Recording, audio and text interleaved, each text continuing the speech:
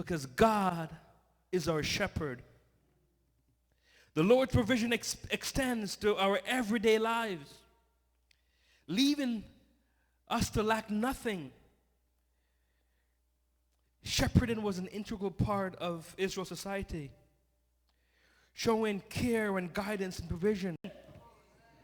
Nor is seed or his descendants begging for bread.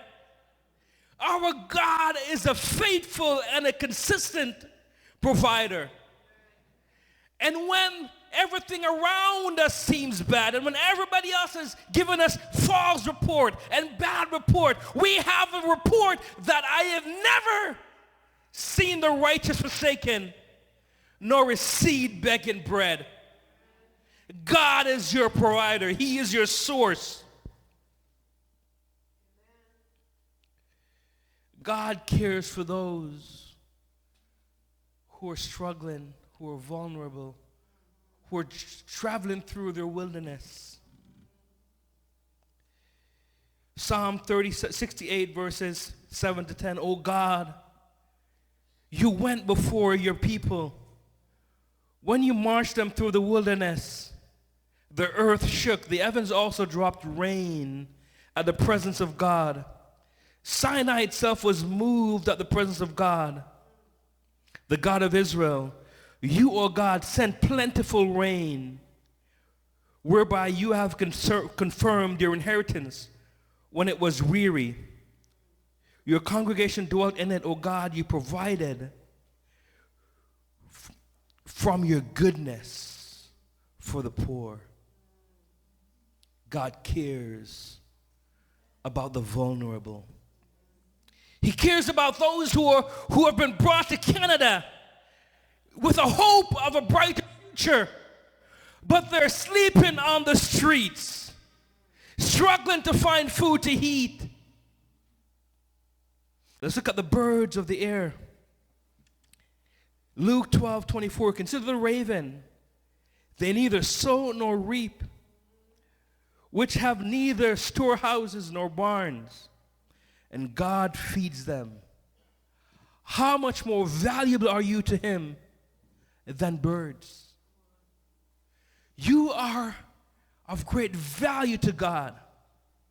See, the differences that we have between us and creation and the rest of creation is that we are made in the image of God.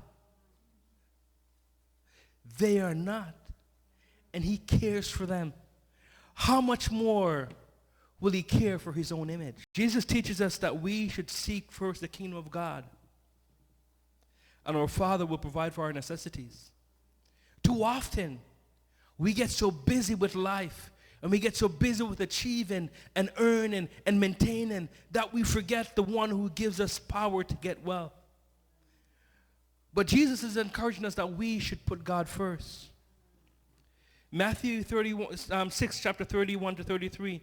Therefore, do not worry, saying, what shall we eat? Or what shall we drink? Or what shall we wear? For all these things the Gentiles seek. For your heavenly Father knows that you need all these things.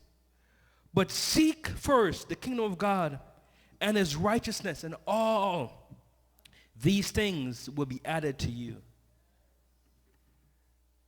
See, God is not in the business of subtraction. God is in the business of addition and multiplication.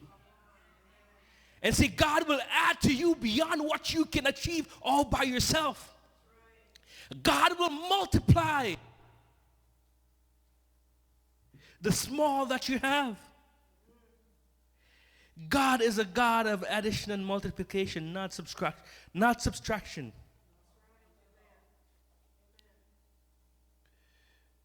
It is God who gives us the ability to get wealth.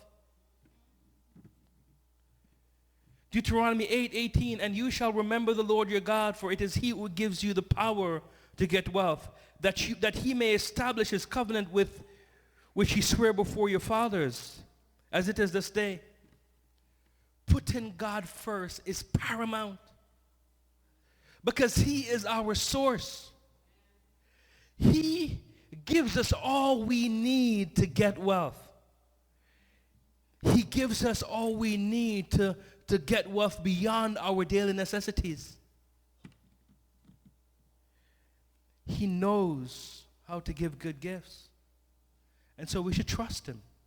We should rely on him because he's our provider. He's the giver of our strength. He is the source. He is our source.